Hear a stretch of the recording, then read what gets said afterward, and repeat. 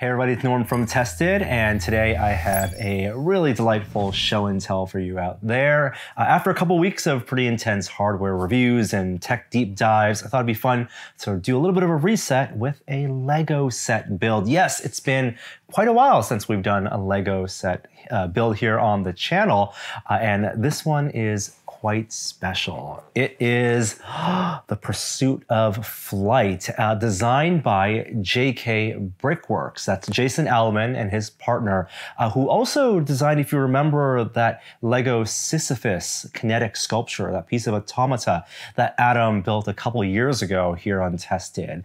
This was submitted through Lego Ideas. That's the platform we've talked about before. People can submit their My Own Creations, their MOCs, and if they get enough user support, surpassing 10,000 votes, then Lego will officially review them, and some of those get approved to turn into official sets, like you can buy at a Lego store. We've built many of those in the past, but not all of them make it through, and so Lego, through their Bricklink website, the marketplace for buying and selling individual Lego pieces, have now started a designer program, invitational. This is the Bricklink Designer Program, where some of the submissions that were popular on Lego Ideas have a second life, have a new chance to actually get turned into sets. And here users are voting with their dollars. They're pre-ordering them. And the first set number of units or designs to surpass 3,000 pre-orders get turned into physical sets,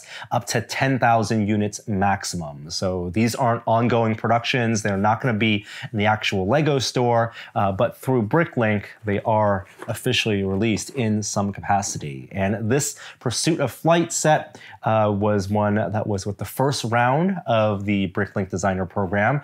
I just received it this past week, and we're going to put it together.